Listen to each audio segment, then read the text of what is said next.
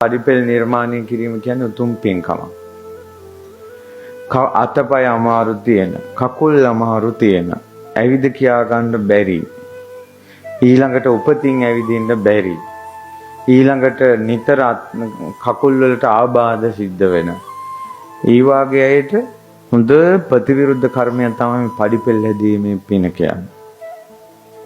අතපය නමන්න බැරි, ආයේ ගන්න බැරි. ඉතින් ඒ පින කවුරුත් කරන්න ඕන හේතුව කාටත් ඕක වෙනවා. කාටත් ඕක වෙනවා.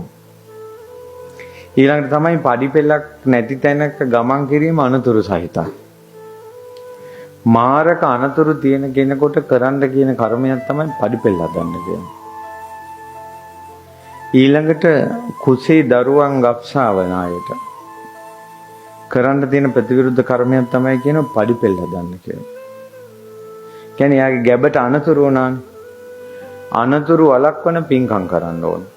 අනතුරු වළක්වන පින්කමක් තමයි පඩිපෙල් හැදීම, අත්වැට හැදීම. ඒ වගේ පින්කම්. එනිසා ගොඩාක් කරදර බාධක මග හැරෙනවා. ඊළඟ මේ වගේ තැන්වලට පඩිපෙල් නැගගෙන එන්නේ පව් කරන්නද පින් කරන්නද? දානං සග්ගස්ස සෝපානං කියුවා. දානේ ස්වර්ගයට පඩිපෙලක් කියුවා. ඒ වගේ හොඳ දේවල් කරන්න එන්නයි පඩිපෙළ හදන්නේ. Tamanne හොඳ ගමනක් යන්න උපකාරී වේවි ඒ පින.